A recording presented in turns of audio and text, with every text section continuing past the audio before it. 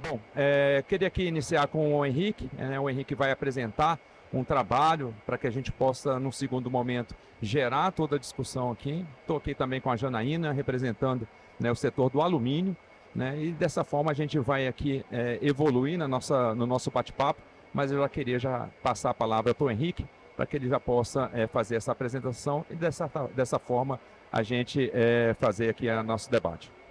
Obrigado, Davi. Queria agradecer também a Janaína pela parceria, colaboração. Eu vou tomar a liberdade, Davi, de falar em pé, porque eu tiro a minha cabeça da frente do pessoal, porque tem uns números. Eu sou o Henrique.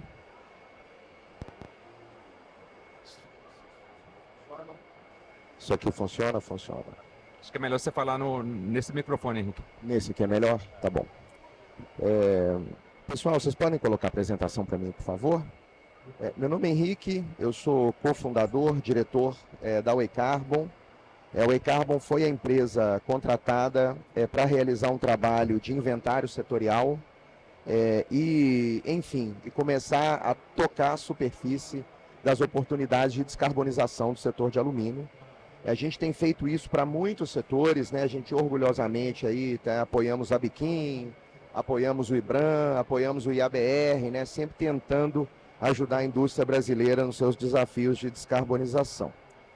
Bem, eu quero começar, na verdade, aqui, eu passo aqui, pronto. Aí, pronto.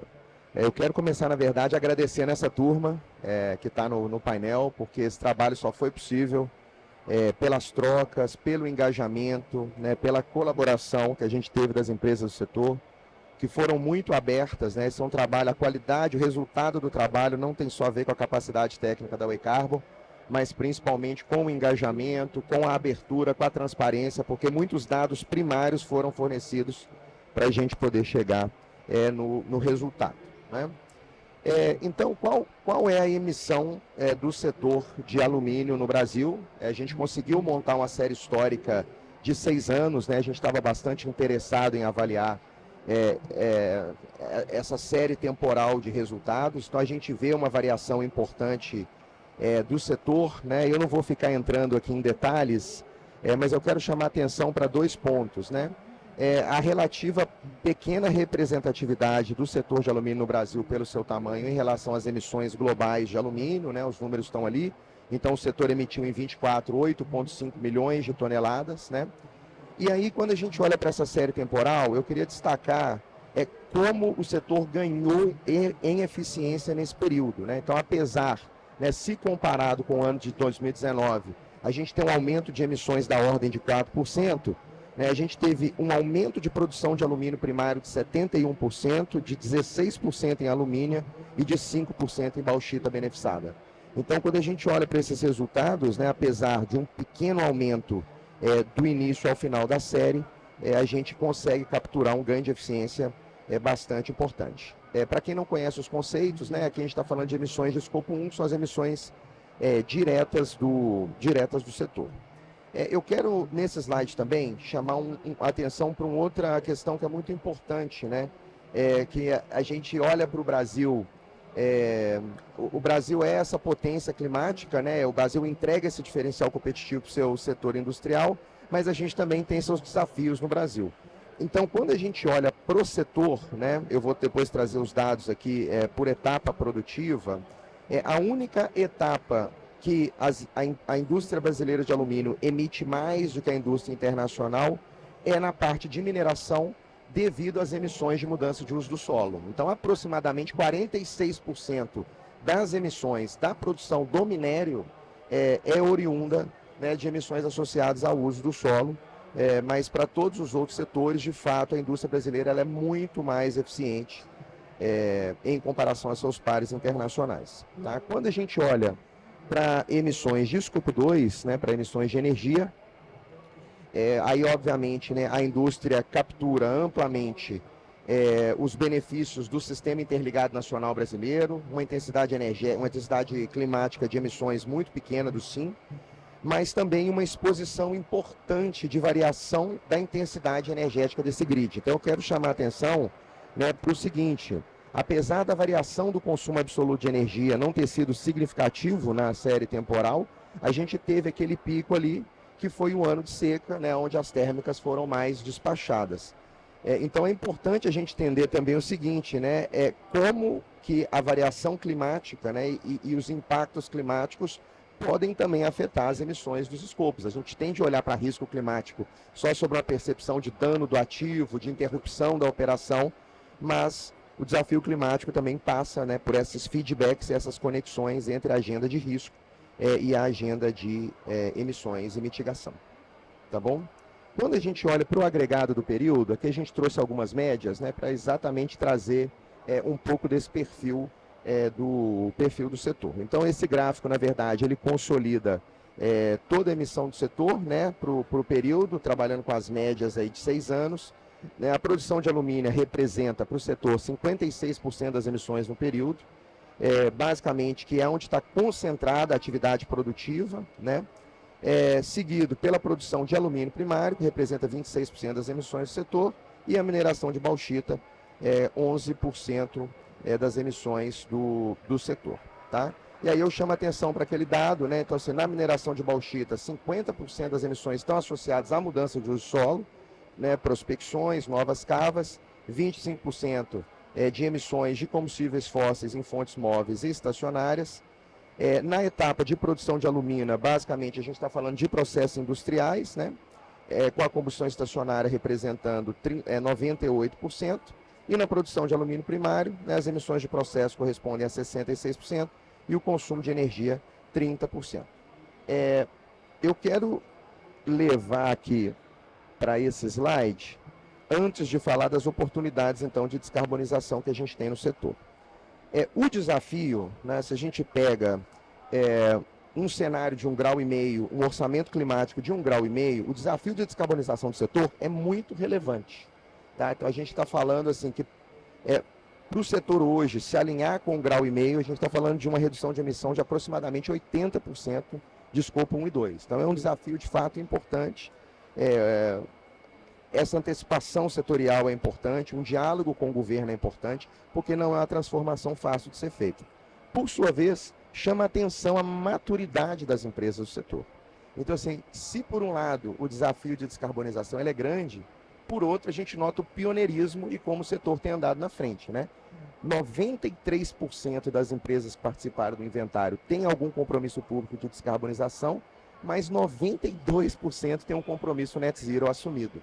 Então, assim, apesar do desafio, né, o setor está se movendo, as empresas têm trabalhado, têm se engajado, e de todas as empresas participantes, uma, inclusive, tem uma meta SBTi aprovada.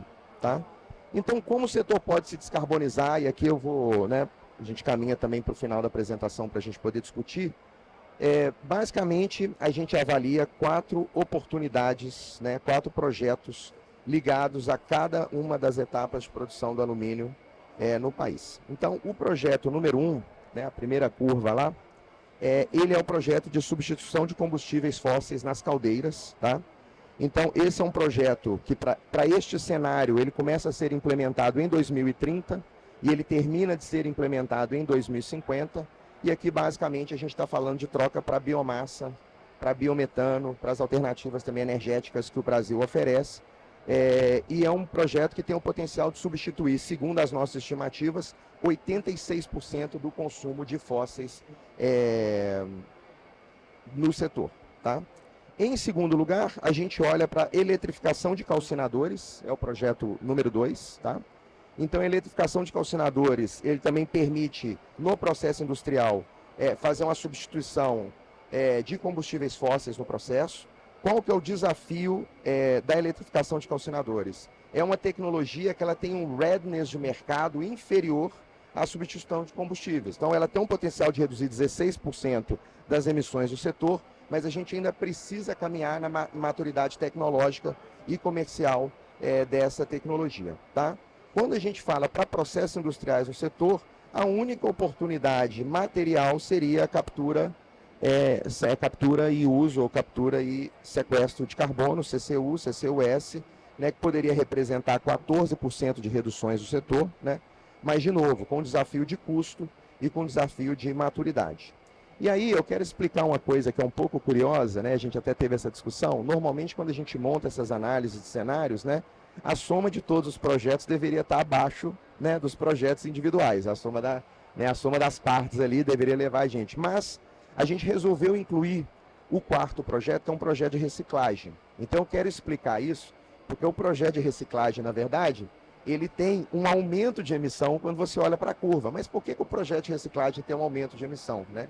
Porque, na verdade, essa curva ela não captura a emissão evitada, né? Então, na verdade, o que ela está mostrando é que, para o cenário BAU, que o setor continua crescendo a sua produção, ele cresce a produção a partir de materiais reciclados. Então, isso implica para o cenário um aumento de 6% das emissões, mas é um processo que ele emite 92%, 94% a menos do que o projeto, né, com o material primário. Tá?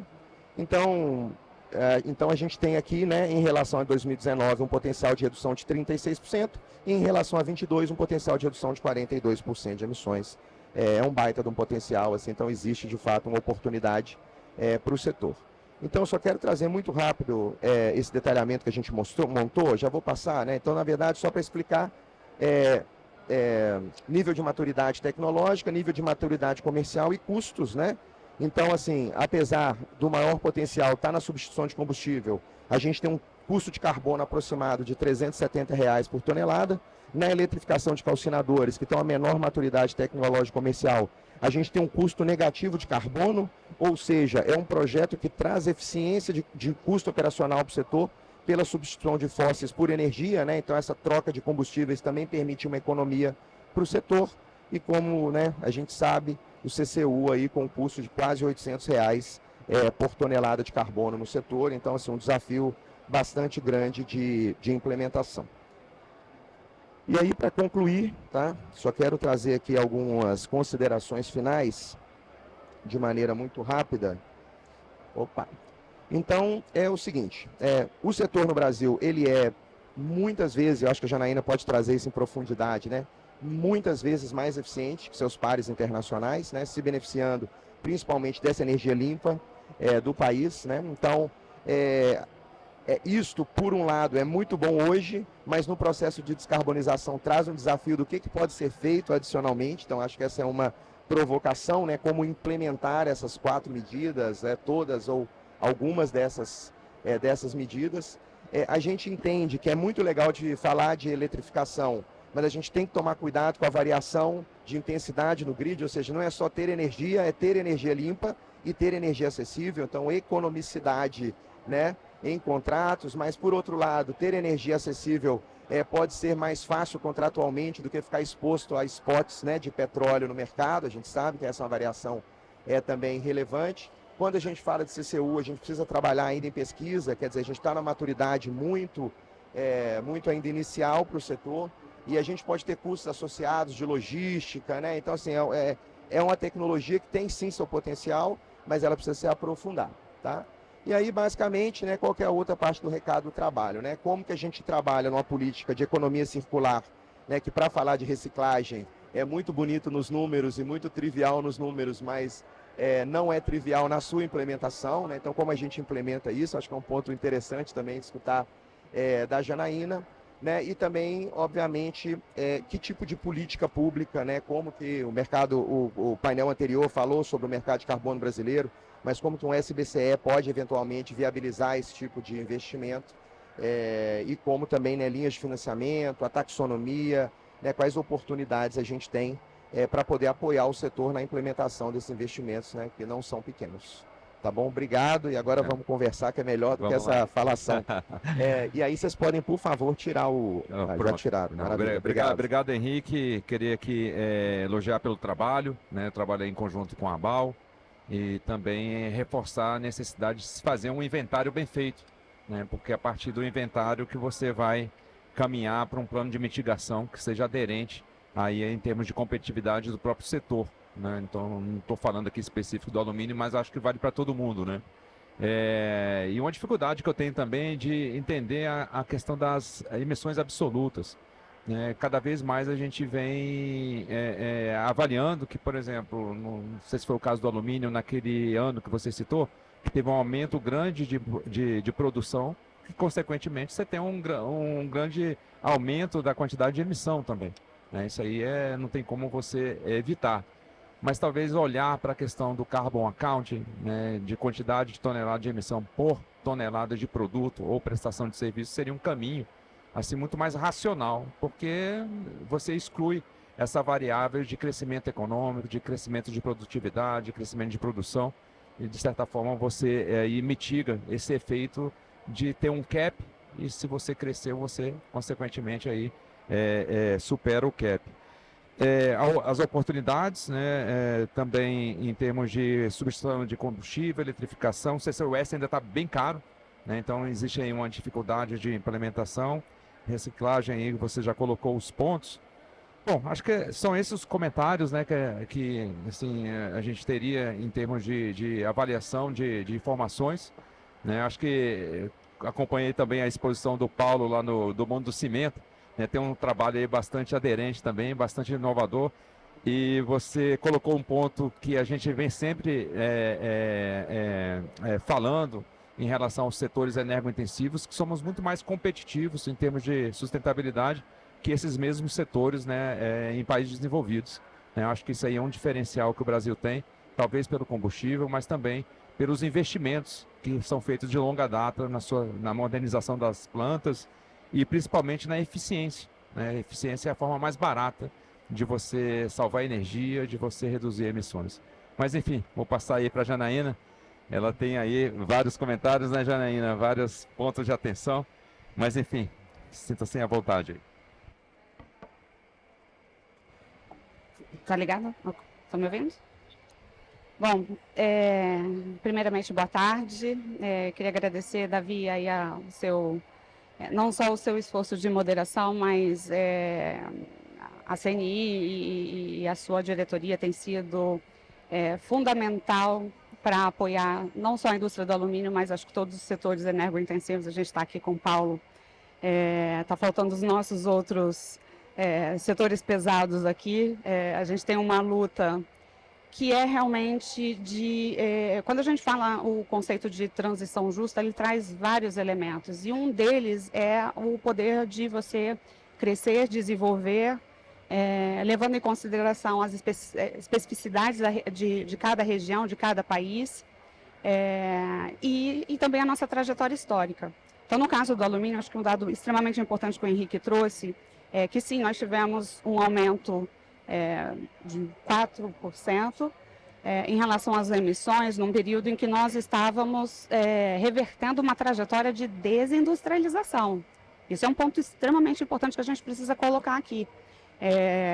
A indústria do alumínio, assim como os nossos colegas de aço, de vidro, a gente tem uma luta aí quase que inglória em relação, são setores energointensivos que precisam, a nossa competitividade ela é dada muito em função aí da nossa disponibilidade de energia, então obviamente isso é um fator de competitividade, e o que nós vivemos aqui no Brasil também não é uma dor só nossa, nós vimos acontecer em outras regiões do mundo, que por outros fatores de competitividade desleal de determinados mercados, o caso do alumínio, o fator China foi um fator aí, importante aí numa reconfiguração no mercado global aí, uns 20 anos atrás. Ela continua sendo aí um fator, um ponto de preocupação não só para o Brasil, mas para vários outros. Eu não vou entrar nas questões aqui comerciais, mas o fato é que este elemento, junto com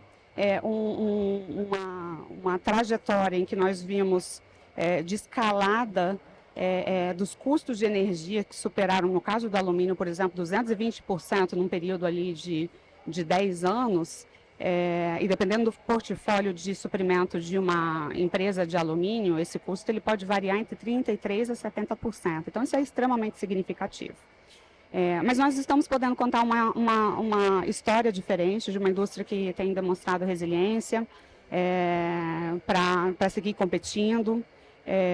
E, em parte, o fato de podermos contar essa trajetória de reversão é por conta de decisões e investimentos que foram feitos há muitos anos atrás, que permitiram com que nós pudéssemos estar revertendo essa trajetória de desindustrialização. Então, a gente tem que lembrar que mais ou menos entre 2008 até 2014, a gente teve fechamento de quase 790 mil toneladas de produção de alumínio primário, ou seja, quase metade do que o Brasil produzia. E nós estamos revertendo essa trajetória aí a partir de 2022. Então, durante um período, a gente teve que importar alumínio primário, tendo uma capacidade ociosa no país. E em vários momentos a gente ia ali para a Camex não é o caso de vocês reduzirem definitivamente o imposto de importação. E a gente falou, não, nós queremos, o Brasil detém uma série de vantagens competitivas para nos reposicionarmos globalmente na indústria, uma vez que a gente tenhamos conseguido resolver esse problema aqui estrutural, conjuntural, relacionado à questão da energia, que a gente tem.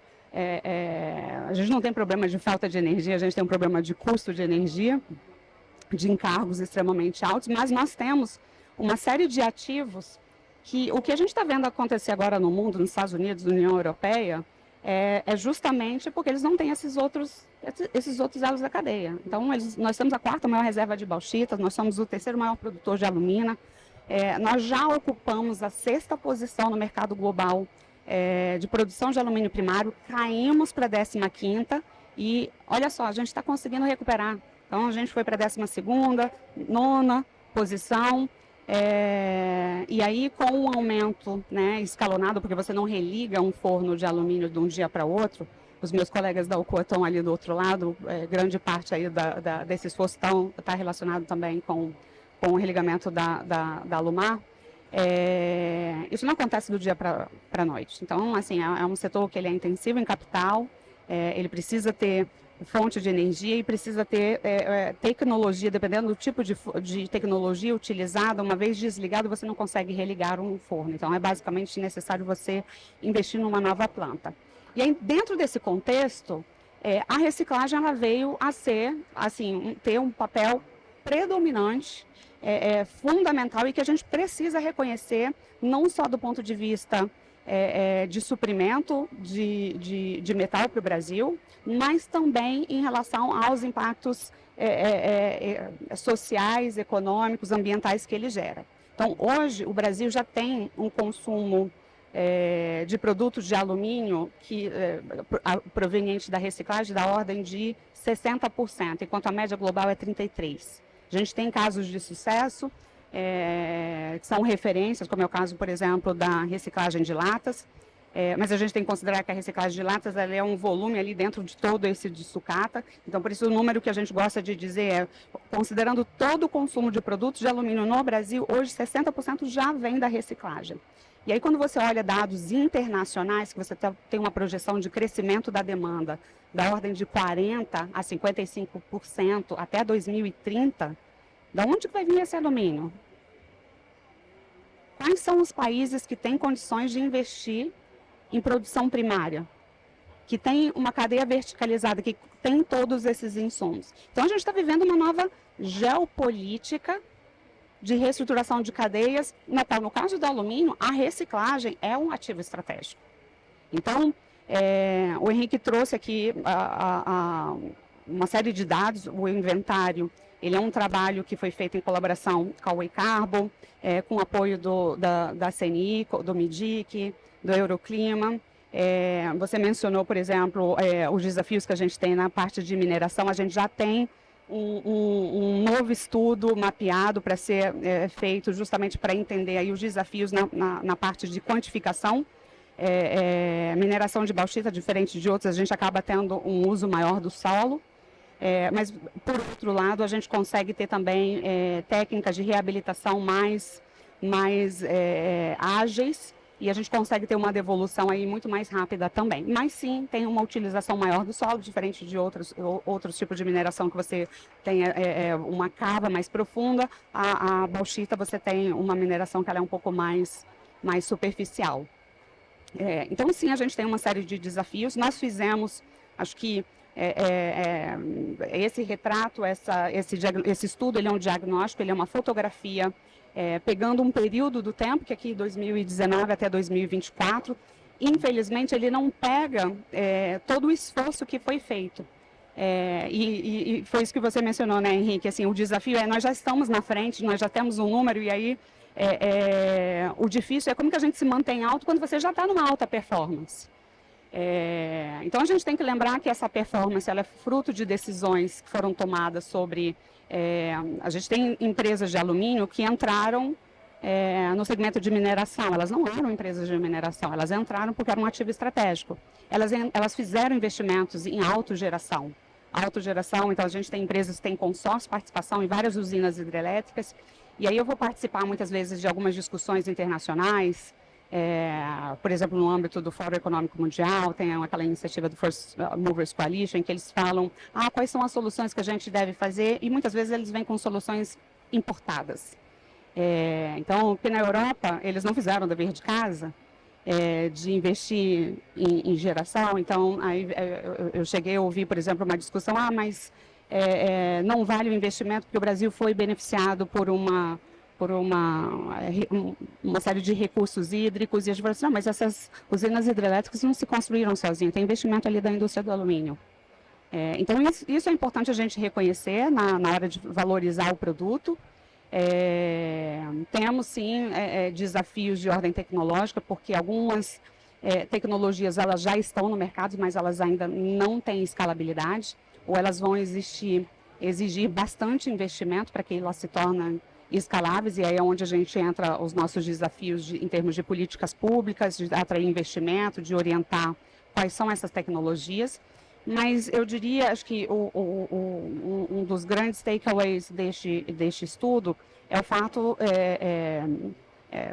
a confirmação de algo que nós já havíamos percebido, de que a reciclagem ela é a rota estratégica mais rápida, mais eficiente da gente conseguir, ainda mais num contexto de fragmentação dos mercados globais, onde a gente está vendo uma escalada de disputa por esse tipo de insumo. E isso traz outras reflexões também, né? Num contexto em que o mundo que tem uma demanda alta por produtos de alumínio, e você tem aí já sinais de que a oferta não vai conseguir atender a demanda. Existem inclusive estudos internacionais que mostram que a gente fechou 2024, 2025, mas provavelmente em 2026 a gente vai estar enfrentando um cenário global de um descompasso entre oferta e demanda. O Brasil conseguiu assumir sua autossuficiência no suprimento de metal há muito pouco tempo, desde 2022. Então, a gente tem que manter os esforços, os investimentos, o ramp-up de retomada de produção de alumínio primário está vindo. Obviamente que a gente gostaria de poder atrair mais investimentos, mas a gente sabe que, ainda que a gente consiga atraí-los agora, eles não vão ser suficientes para atender essa demanda crescente. Então, reciclagem é a rota mais rápida e segura de a gente ter e de manter a coerência também com os compromissos globais que a gente tem tido. Não, perfeito, Janaína, excelente explicação, né? E você falando aqui me lembrou das premissas, né? E aí eu queria trazer o Henrique aqui para a nossa conversa, porque claro que para a gente cumprir esse planejamento, esse plano, né, e essas oportunidades que foram apresentadas de redução de emissões naqueles 4 eixos, a gente precisa considerar também as premissas. Que premissas seriam essas? Premissas de financiamento, premissas de política pública, seria esse? E também assim, a Janaína traz uns pontos, por exemplo, a indústria de maneira geral, né, não só de alumínio, fala muito de biomassa, né? Então no Brasil a gente tem essa oportunidade. Mas é o seguinte, operar uma planta com biomassa dentro é outro bicho. Ninguém gosta. Você tem uma logística que é diferente, você tem um jeito de estocar que é diferente, né? Então, assim, apesar da oportunidade existir, você tem uma mudança de processo, talvez até uma mudança de mentalidade para falar, cara, o gás está chegando no caninho, tá bonitinho, para que eu vou, né, tirar isso daqui para trabalhar com uma coisa que me dá mais trabalho? Então, assim, teve, por exemplo, esse tipo de premissa, né, de implementação e tal, foi discutido com o setor, né? Então, todas aquelas oportunidades, quando os fluxos de caixa foram montados, né, quando que dá para começar? Então, assim, falar de eletrificação, né, o que a Janaína falou, esse tipo de equipamento, ele não existe ainda em escala comercial, né? Você está falando de plasma, porque as temperaturas são altíssimas. Então tem esse desafio também, quando que essa tecnologia vai estar disponível. E obviamente as premissas financeiras, né, que eu acho que falar, por exemplo, de captura de carbono, sequestro de carbono, né, quando você não tem uma planta operando, né, então você tem muita premissa, obviamente, também qual vai ser esse CAPEX, né, como que se opera esse negócio, quais são as oportunidades. A gente fez um trabalho super interessante, foi concluído esse ano, com a Universidade Federal da Paraíba, né, com a modelagem de oportunidades de estoque geológico de carbono no Brasil, né, então a modelagem matemática de onde poderia ser feito.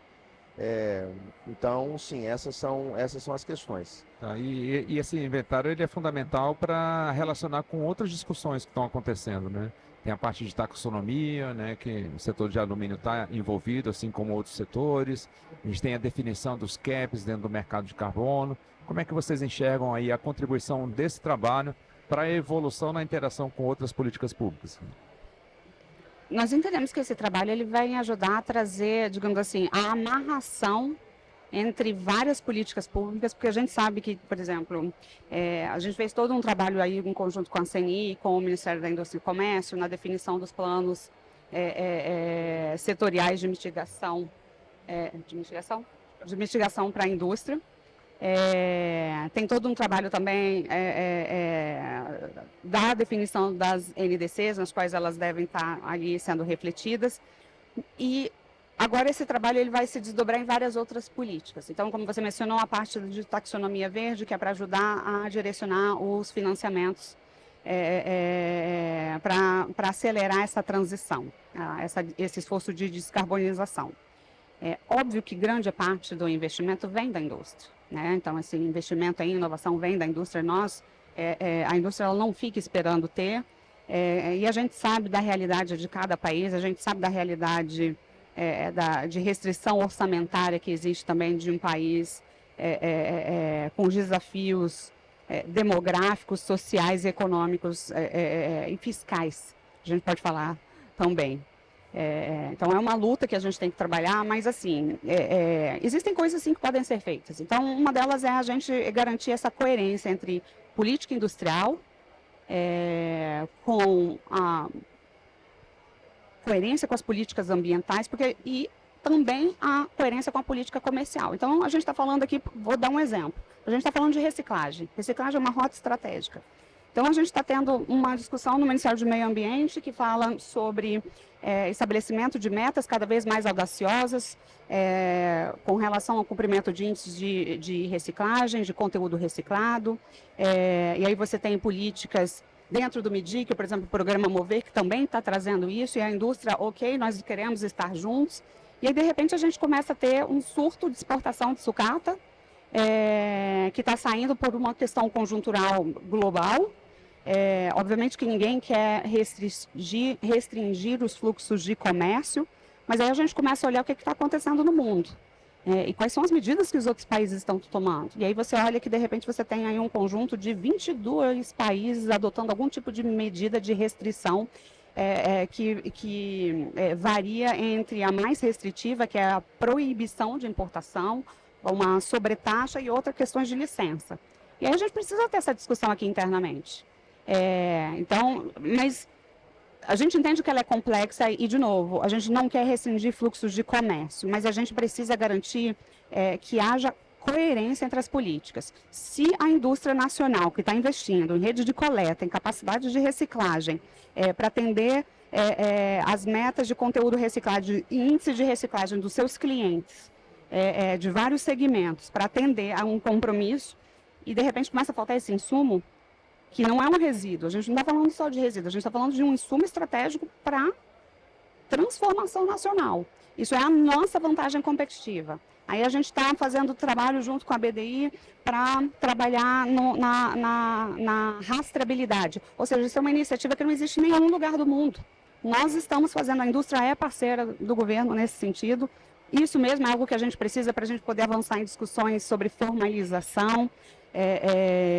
A gente sabe que é um sistema sofisticado, é uma plataforma que busca aí conversar com a Receita Federal, ela vai endereçar uma série de questões estruturais que a gente sabe aqui de dificuldade de país, ela vai poder mostrar origem mas aí de repente a gente não consegue, que não seja pela proibição, então que seja uma licença para garantir que pelo menos seja ofertado à indústria nacional e para garantir que a gente consiga cumprir, porque senão daqui a pouco o que a gente vai acontecer? Se não tiver essa coerência, se as políticas públicas não conversarem, a gente vai estar exportando um insumo para ajudar a transição verde de outro país, que vai voltar depois como um produto importado, competindo com a indústria nacional, não só no mercado nacional, mas também em outros mercados. Então, a gente precisa ter essa visão estratégica de que forma que a gente quer nos reposicionar, considerando a realidade, o fato que sim, reconhecer aquilo que nós já fizemos,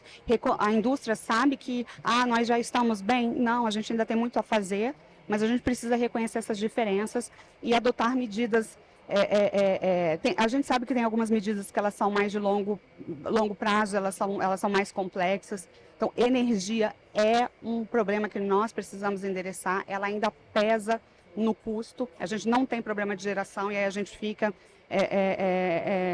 eu não quero repetir aqui aquilo que o meu colega do vidro sempre fala, de que mas é verdade. A gente tem, assim, uma energia barata, mas a gente fica com mandatos de subsídios importando um modelo que não é a necessidade do Brasil. A gente precisa de energia firme e a gente tem ela. A gente tem que reduzir os encargos que vêm ali na forma de subsídio para que a gente possa ser mais competitivos industrialmente. Não, perfeito. E Henrique, ela trouxe aí o viés da energia, né? E aí eu já liguei com a participação na concepção de um inventário. Quantos por cento, assim, qual que é o tamanho do efeito da energia na redução de emissões em setores assim energointensivos? Assim? Então, a oportunidade que a gente tem é zerar essa emissão, né? Então, e aí isso pode ser feito de algumas formas, né? Então, hoje algumas empresas, para mim, assim, é uma solução transitória, né? Não é uma solução permanente. Você pode trabalhar com certificados de origem de energia. Essa confusão grande, a gente não está falando de redução de emissão no certificado, a gente só está garantindo a origem daquela energia e entregando para quem está comprando o benefício climático, no caso aí, que é a renovabilidade daquela energia. Mas, assim, na linha do que a Janaína trouxe, Davi, eu vejo que, assim, essa transição que a gente vê no modelo econômico, que o PIB cresce, que o emprego cresce, que o investimento cresce, né? É a transição que é feita a palavra não é segurança, mas com previsibilidade, né? O problema da transição é a velocidade sem preparação. Assim, quando a transição é feita com previsibilidade, né? Então, assim, a boa política pública vai ser a política pública que traz previsibilidade, né? Seja garantindo, por exemplo, uma segurança com relação a preço de carbono, né, para que a decisão possa ser tomada, seja por meio de medidas que permitem, né, por exemplo, o investimento, né, garanta a competitividade do setor, para que o investimento também da produção aconteça.